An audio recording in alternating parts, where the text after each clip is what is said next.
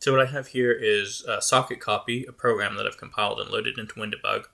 I'm not so concerned about what Socket Copy does right now because I want to show people as a user mode process.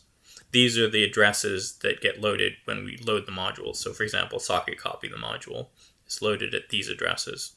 And so what you'll notice about these addresses is that they all start with a null byte or 2 zeros.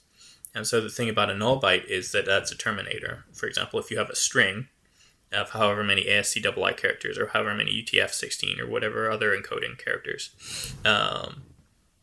once you reach the null byte, that terminates the string. So for example, if you're trying to inject code into volatile memory, then once you reach the null byte at the start of the address, that's going to terminate the code that you're trying to inject into volatile memory.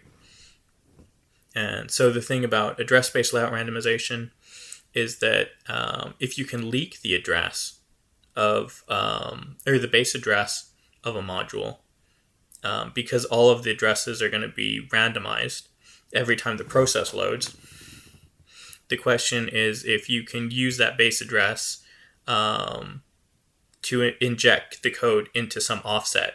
But the issue is going to be the null bytes. So the question I have is whether we can use NTDLL, for example, to load kernel mode space.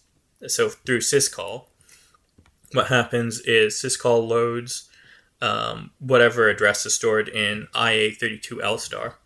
And so what we see here is that is the mode system call target address. And so that will start the address space for system calls.